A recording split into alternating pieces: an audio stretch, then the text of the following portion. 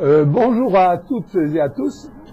Nous allons commencer par une première démonstration tout à fait dans des conditions extérieures, avant de montrer même les images, comment pratiquer une échocardio quand finalement on est peut-être médecin généraliste et que l'on veut débuter l'échocardio. Et puis ensuite on montera en puissance pour montrer non seulement le TM, le Doppler, la couleur, etc. Donc dans un premier temps on se met dans cette idée, vous avez votre patient, eh bien je voudrais débuter l'échocardio, qu'est-ce que je dois faire? D'abord la première chose, c'est qu'il ne faut pas se laisser arrêter par la sonde. Et il ne faut pas se dire je n'ai pas la sonde dédiée. Bien sûr, si vous avez la sonde dédiée c'est mieux. Mais vous pouvez parfaitement, croyez-moi, faire d'excellents échocardiographie avec un apport très important pour votre patient. Si vous avez une échographie, si vous avez une sonde 3,5 banale abdominale. Si vous pouvez régler les contrastes pour avoir une image un peu plus dure, c'est un peu mieux, c'est sûr aussi.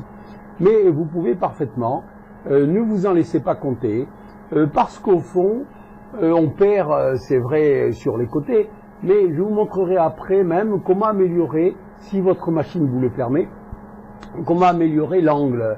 On peut parfaitement diminuer l'angle électroniquement, et alors l'image ressemble parfaitement à l'image de la sonde dédiée, telle que le cardio l'utilise, bien sûr, mais j'irai graduellement en commençant, au contraire, par ce dont je suis sûr que vous avez, une banale sonde de barrette courbe, et donc sans réglage particulier, sans logiciel particulier. Hein, voilà pour un petit peu le premier objectif, qui est bien sûr, au fond, d'utiliser l'échocardio en dépistage auprès de nos patients chaque fois que c'est utile.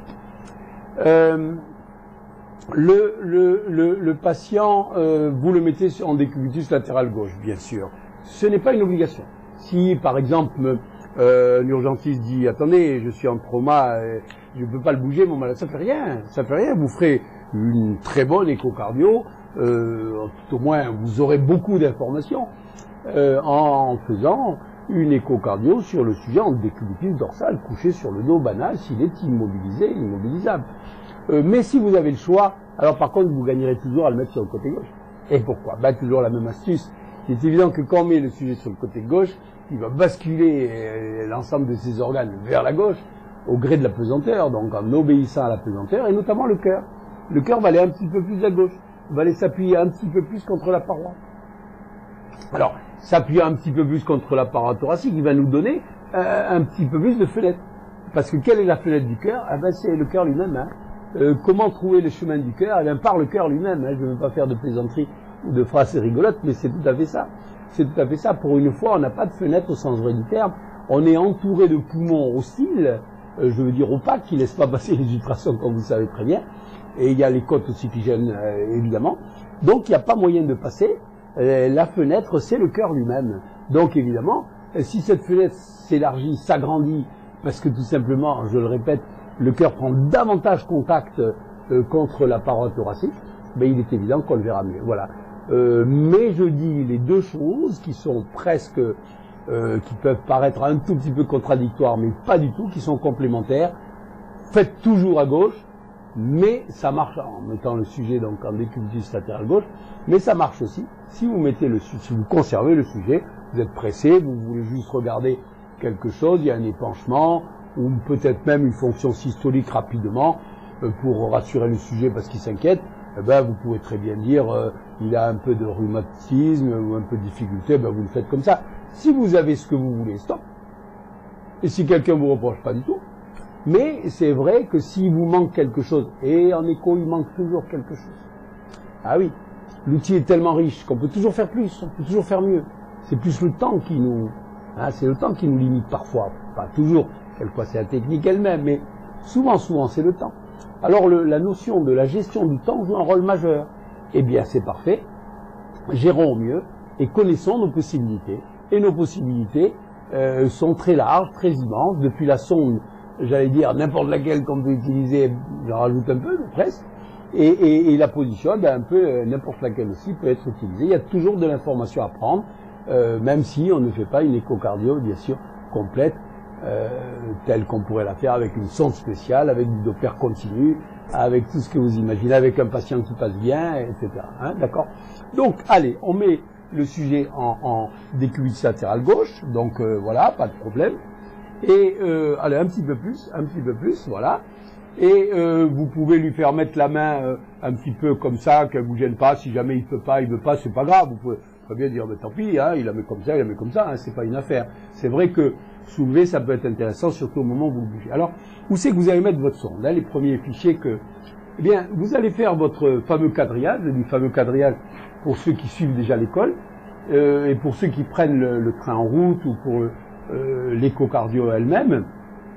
Mais le quadrillage, c'est tout simplement on glisse la sonde tout doucement sur une ligne verticale, et on cherche la fenêtre. Et dès qu'on a trouvé la fenêtre, eh bien, on fait une rotation anti-horaire. Je le reprends. La ligne verticale, ça va être quoi? Ben, évidemment, ça va être la ligne verticale latérosternale gauche. Là, alors, vous mettez votre sonde dans latérosternale gauche, et puis vous regardez votre écran. Je vous le montrerai tout à l'heure. Hein. Je peux vous le montrer un tout petit peu. Voilà, je vais vous le montrer un tout petit peu en appuyant sur le bon bouton. Voilà.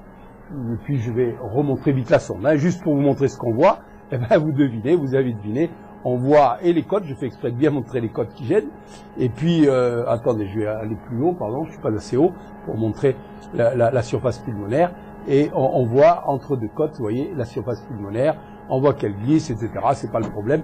Et on y reviendra, bien sûr. Et ce qui m'intéresse, c'est de vous dire, uniquement, c'est pour ça que je vous ai montré l'écran, je descends, et il faut que ce soit cette partie-là, c'est-à-dire, on va dire, la droite de mon écran, là, qui doit s'éclairer quand je descends, quand je regarde pas ce qu'on voit, c'est pas d'abondance, je regarde seulement que ce qui s'éclaire, c'est ça. Oui, je suis dans le bon sens. Voilà. Et quand on a fait ça, ben on sait faire le quadrillage, et on a déjà que je remonte là, vous avez vu que je remonte, c'est important cette orientation. Je passe, vous savez déjà le faire, et je vais. Donc je descends, je vais vous remontrer la sonde, parce que le but c'est quand même de vous montrer dans un premier temps, je me suis fixé comme objectif de vous montrer la sonde, et parce qu'il ne faut pas que ce soit une crainte de dire mais où c'est que je mets la sonde, c'est très facile bien sûr, mais vous voyez, vous avez les mamelons, je ne sais pas si vous voyez bien, mais vous n'avez pas d'importance. Si vous mettez sur le sternum, de toute façon, d'abord vous êtes un médecin, vous êtes malin, donc pas de problème. Et en plus, vous verrez sur votre, tiens, je vais regarder mon écran, moi sur mon écran je vois plus rien, j'aurais pu vous le faire. Et puis alors je mets un peu plus à gauche, hein, un peu plus à gauche. Et donc, alors on n'a pas choisi le sujet, ne croyez pas qu'on ait choisi le sujet, d'ailleurs, le but c'est pas de faire de l'échocardio, c'est de montrer la sonde, hein, cette fois-ci. Alors, parce que souvent, les médecins disent, oui, mais il faut trouver les fenêtres, c'est difficile. Pas du tout. Pas du tout. Ôtez-vous cette idée de la tête, et c'est ce que je vais chercher à vous montrer. Je vais vous montrer, je vais exagérer un peu ma pensée, je vais vous montrer que, tenez-vous bien, asseyez-vous, que les fenêtres n'existent pas. J'en rajoute un peu, elles existent un peu, mais c'est pas tellement, au fond, une question de fenêtre précise, où on met la sonde avec précision. Le cœur, il est partout, là, en principe, et il suffit, on va y revenir, il suffit, bien sûr, et je vous ferai aussi des fichiers son, des images, pour bien revenir sur cette idée, mais c'est pour, au moins, ôter de votre pensée que c'est difficile de trouver l'endroit. Et la preuve que c'est pas difficile, c'est que la fenêtre n'existe pas vraiment, on y reviendra, et que deuxièmement, ben, il suffit de faire du quadrillage. On descend, et dès qu'on arrive sur une structure qui bouge, alors ou bien on est assez haut, ben, je pourrais peut-être vous le remontrer, ou bien on est assez haut et on est au niveau de, j'ai envie de vous le montrer un petit peu, quand même, je dis que je vais vous montrer la sonde, mais je vais vous montrer quand même l'image, ou bien on est haut, hein, vous voyez, j'étais haut, je descends, et on est au niveau, j'étais plus haut que ça tout à l'heure, j'ai bougé entre temps, pardon, voilà, on est assez haut, en général on est au niveau du deuxième espace intercostal, et on est là très haut. Alors très haut situé, ça veut dire quoi? Ça veut dire qu'on risque d'être vers l'aorte. On risque d'être un petit peu haut, mais ça sera quand même bon. Vous voyez quelque chose qui bouge, vous allez tourner autour, selon la rotation dont je vous ai parlé, et vous allez chercher l'image dont on va parler tout à l'heure. Donc je reprends, c'est juste pour vous montrer que si on était haut, ça marche. D'ailleurs, je viens de le faire, ça marche. Je vais vous réexpliquer. Et si on est un peu plus bas, ça peut des fois marcher mieux. Je vais vous réexpliquer aussi. Alors, je reprends. je reprends tout ce que je dis, là, je voudrais pas être trop confus. Je suis en haut, je vois bien mon image, moi, pendant ce temps-là. Je descends, et dès que je vois sur mon écran quelque chose qui bouge, je dis que je suis sur le cœur, vous l'avez vu tout à l'heure, et regardez bien la rotation que je vais faire. Vous savez que le repère, c'est l'extrémité caudale, celle qui est vers les pieds, qui est le juge de paix, c'est celle que vous devez avoir présent à votre esprit, et vous devez la tourner dans le sens anti-horaire. Donc la tourner dans le sens anti-horaire, vous devinez, bien sûr, là je suis, on va dire, à 18 heures, ok? Si j'avais un cadran là, si j'avais un cadran ici, j'aurais 18 heures ici, bien sûr, à 6 heures du soir ici. Eh bien, vous allez remonter le temps, et vous allez tourner comme ça vers 4 heures, vous voyez, au fond, vous allez vers, on pourrait dire, le mamelon gauche. Vous allez vers la pointe du cœur. Je n'ai pas besoin de dire autre chose que vous allez vers la pointe du cœur. Alors que vous étiez en train de descendre vers les pieds, vous voyez quelque chose qui bouge, vous vous mettez bien dans cet espace intercostal de façon à vous affranchir un peu des côtes, elle continue à gêner, et évidemment, vous allez vers la pointe du cœur. C'est-à-dire que votre plan va essayer d'être finalement dans le grand axe du cœur. Vous savez très bien que la base du cœur est de ce côté-là, évidemment, que la pointe du cœur est de ce côté-là, que le cœur est orienté de cette manière-là, eh bien c'est cette coupe grand axe que vous allez chercher. L'objet de votre désir, c'est d'abord la coupe grand axe.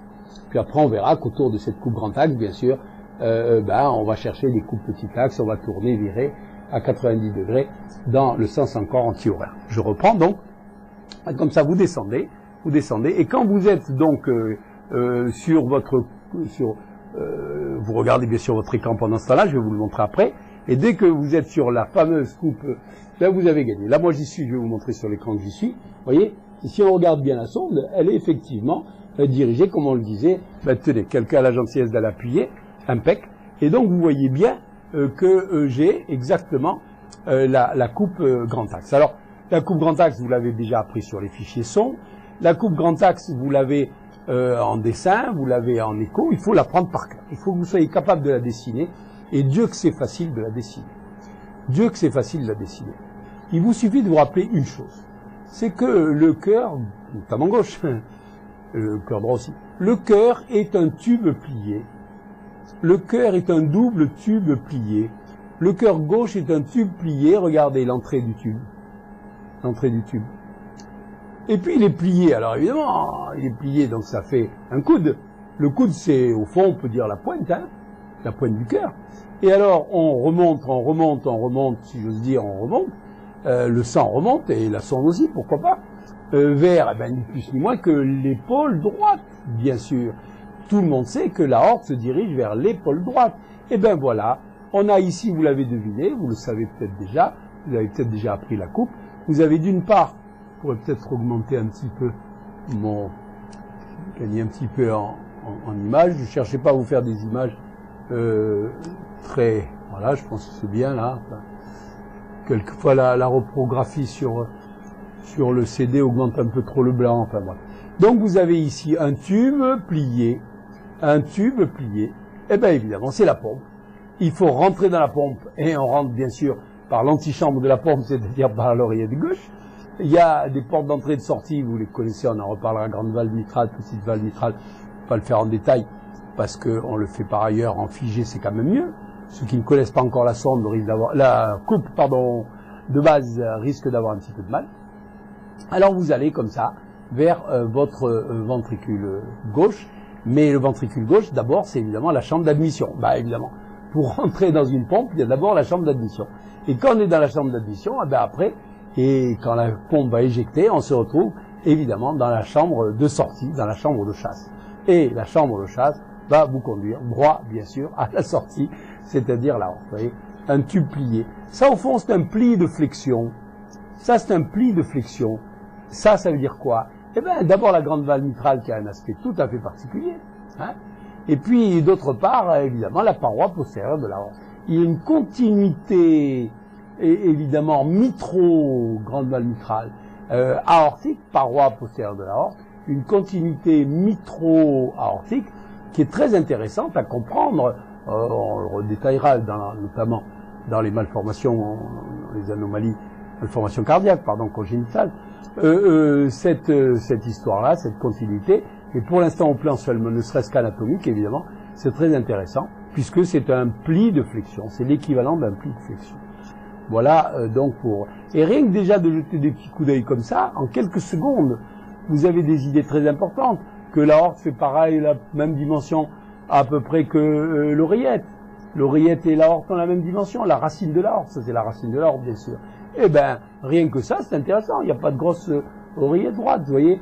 Or, d'oreillette gauche, pardon, une grosse oreillette gauche, ben ça peut avoir des tas de significations, vous le devinez, ne serait-ce que par rapport à une pathologie valvulaire mitrale, c'est classique, c'est classique. Vous avez d'emblée une idée de la force de contraction du cœur, avec un petit peu d'habitude, et même en temps réel, vous voyez, je vais faire quelque chose un petit peu d'excessif, mais juste pour vous montrer, si vous mesurez, quand vous êtes au maximum, vous prenez seulement, aussi bête que ça, vous prenez une dimension de votre ventricule, ici, comme ça, voilà, j'ai pas fait assez fort, bon. Vous prenez la dimension de votre ventricule en diastole, et puis vous prenez pareil, cette fois-ci, en systole. Je vais même pas regarder la dimension, n'importe. Là, vous le regarderez pour moi. Alors, comment faire pour voir que vous êtes bien en systole? Il faut mieux avoir bien sûr voilà, là je diminue, ça va augmenter bientôt. Donc, hop, là je reviens en arrière, voilà. Vous prenez la valeur la plus petite, et bien sûr, vous la mesurez.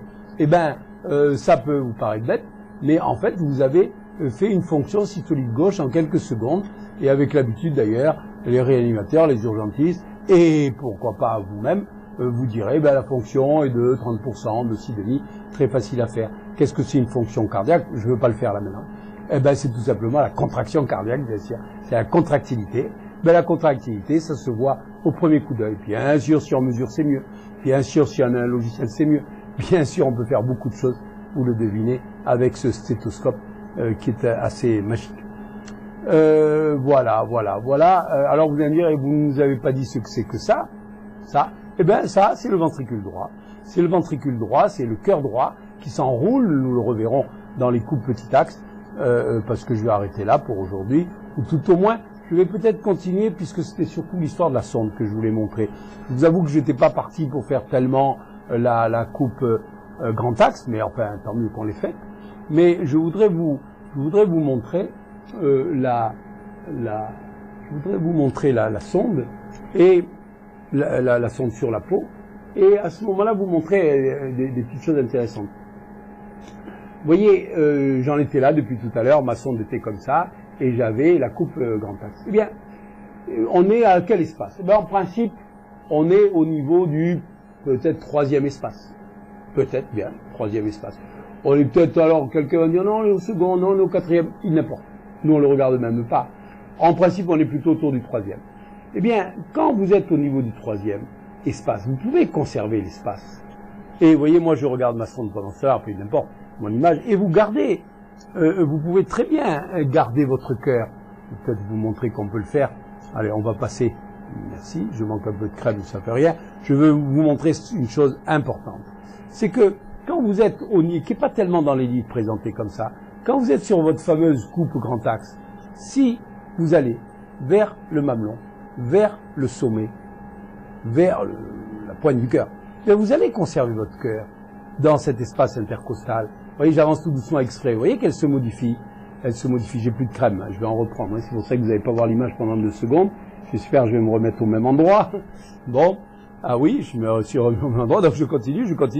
Et vous voyez, je lâche pas mon cœur. Je lâche pas mon cœur. Et petit à petit, je vais me retrouver. Ben, on le reverra, bien sûr, en coupe apicale. À chaque temps suffit sa peine.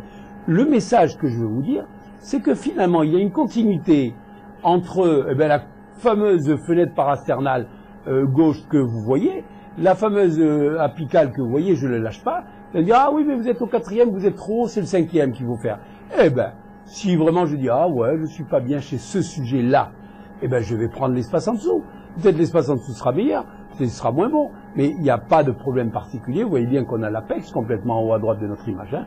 On a la pointe, et et puis vous pouvez donc passer de nouveau vers votre troisième, disons, en parasternal, mais peut-être vous pouvez dire, ah ben je vais essayer l'espace en dessous, le quatrième en parasternal, ah non c'est moins bon, vous voyez, mais chez lui on a relativement de la chance je trouve, hein, parce que ça on pourrait par exemple, je vais vous montrer ce qu'on a souvent quand on est au troisième on a ça, Vous voyez, il en manque un peu, quoi. Alors il faut prendre l'espace en dessous pour être apical. Et n'importe, hein, c'est vraiment sans problème. Donc voilà, je pense que c'est important de comprendre la chose suivante. Au fond, il y a certes des fenêtres. Tout à l'heure, je vous ai dit d'un ton un petit peu provocateur, il n'y a pas de fenêtres. Certes, il y a des fenêtres. Mais il y a aussi un espace intercostal qui est une meurtrière, en quelque sorte. Et cette meurtrière, notamment celle du 3e ou du 4e, ou ça dépend, pourquoi pas du 5e, eh bien, cette meurtrière est plus ou moins complète. Par exemple, celle du second espace, elle risque d'être, si on est trop haut, on verra peut-être très bien certaines choses. Vous voyez, là, je montre très haut, je verrai peut-être très bien la base, quoi, hein, ce qui sort des... Et puis, je verrai moins bien autre chose. Et donc, je reprends l'idée, vous avez non pas des petits hublots, mais vous avez des meurtrières.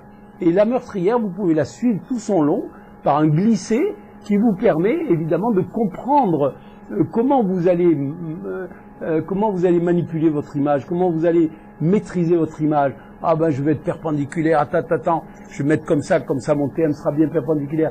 Ah non, je veux être bien au contraire aligné par rapport au flux aortique, alors je vais me mettre bien sur la pointe. Vous voyez, c'est quand même un organe. Vous voyez, et nous, abdominalistes, échographistes généraux, ça nous fait plaisir de comprendre que le cœur est un organe complet, qu'on voit bien sûr mieux sur certaines fenêtres, je ne dis pas l'inverse, mais qui, un peu comme le foie, c'est vrai caché par les côtes, c'est sûr, d'accord, mais qui quand même, un peu donc comme le foie, permet aussi une étude, une compréhension de son... Alors on tourne en rond, je fais exprès de ne pas vous expliquer, on fait des coupes petits axes, on fait des coupes petits axes qui vont être dirigés vers la base, des coupes petits axes au niveau que je la fasse au niveau aortique, donc voilà, au niveau mitral, un peu plus bas, et bien sûr, voilà, vous voyez, et puis au niveau des piliers, je le prendrai par la suite. Comment j'ai fait?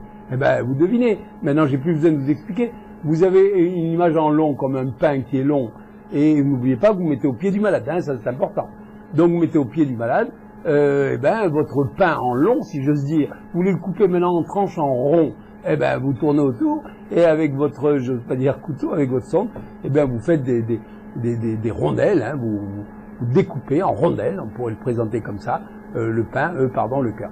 Donc, vous voyez, vous pouvez le manipuler assez facilement avec ces techniques qui vous permettront de gagner beaucoup de temps et qui sont des techniques que vous pouvez après affiner, bien sûr, attention, c'est le premier cours, c'est juste du dépistage, mais vous verrez que ça peut vous apporter énormément pour un épanchement péricardique, pour une fonction cardiaque, pour une pathologie valvulaire, on en reparlera. Voilà, il me semble que je vous ai dit ce que je voulais, en insistant sur une dernière fois sur les images de sonde pour vous montrer que on a fait, rappelez-vous, on est descendu comme ça. Ah, je vois le cœur. J'ai tourné comme ça vers le mamelon, en anti-horaire. Hein. Toujours pareil, dans ma technique, c'est toujours anti-horaire. Hein. Donc c'est facile à vous rappeler. En tout cas, vers la pointe du cœur, on devine. Hein. Et quand vous avez ça, bien à ce moment-là, bien sûr, vous avez besoin des fois de faire des petits mouvements pour affiner votre image. Parce que on l'a pas, c'est quand même pas non plus si commode que ça. Faut pas que j'exagère. Chez certains sujets, notamment, c'est difficile. Et on pourrait dire même que c'est toujours difficile. Ben à ce moment-là, vous faites des mouvements, soit de roulis. Les mouvements de roulis, je ferai un fichier que pour ça. Hein, c'est des mouvements comme ça, hein, de bascule en modifiant le plan, ou des mouvements de tangage, et de façon à être perpendiculaire à ce que vous voulez être. Quelquefois, il faut être perpendiculaire parce qu'on a besoin de bien voir telle paroi. Puis quelquefois, au contraire, on veut être tangentiel à la paroi parce qu'on veut être évidemment aligné avec le flux quand on fait du Doppler. Et selon le souhait, on va bien sûr faire du roulis. Par exemple, supposez que vous soyez là, vous voyez pas le cœur. Vous faites comme ça, vous le voyez en bas, vous dites, ouh, mais quand je fais un peu de roulis vers les pieds, je le vois, aïe, je le vois, oui, mais je suis incliné, j'arrive pas bien à le voir. Je sais pas si vous voyez que je suis incliné, je vais en rajouter. J'exagère exprès. Je suis incliné, j'arrive pas à le voir. Pardi, je comprends qu'il est en bas maintenant. Donc s'il est en bas, qu'est-ce que je vais faire au lieu de rester incliné? C'est pas bon d'être incliné. Vous vous souvenez des premiers cours. Pourquoi c'est pas bon d'être incliné? Parce que vous perdez de l'énergie sur les interfaces inclinées, les stress que la peau, les muscles, la peau névrose. C'est pas bon du tout. Et puis peut-être même ce qui est en dessous, le cœur. Alors, vous vous dites, bon, j'ai compris. Je le vois pas. Mais c'est pas grave, je vais faire ça, je vais le voir. Donc le roulis vous permet d'aller voir sur le côté. Vous avez une fenêtre devant vous. Vous voyez pas la voiture en bas. Mais vous dites, attends, elle est peut-être à côté. Non, elle est pas là. Mince. Ah, elle est là. Ah bon. Ah ouf, on me l'a pas volée. et bien alors vous allez dans la fenêtre de votre enfant qui est à côté, vous mettez en face de la fenêtre et vous voyez parfaitement votre voiture, vous voyez. C'est exactement ça, les histoires de fenêtres, et c'est plus qu'une fenêtre puisque c'est une meurtrière, vous pouvez glisser, au moins dans certains cas, etc. Voilà, hein. Donc j'insiste sur cet aspect de sonde sur la peau et de maîtrise à la fois de la peau, de la sonde, du mamelon, de tout ce que vous voudrez. Et bien sûr, vous ne pouvez quand même pas vous y reconnaître si vous n'apprenez pas les modèles d'images par cœur, évidemment, car c'est quand même aussi et surtout, je vais retomber sur mes pieds, sur les images qu'on s'appuie comme on s'appuie sur la vue de la voiture en bas, pour aller regarder bien si notre voiture est bien en bas de la route. Hein. Ok, voilà, merci, bye bye, et à une prochaine fois.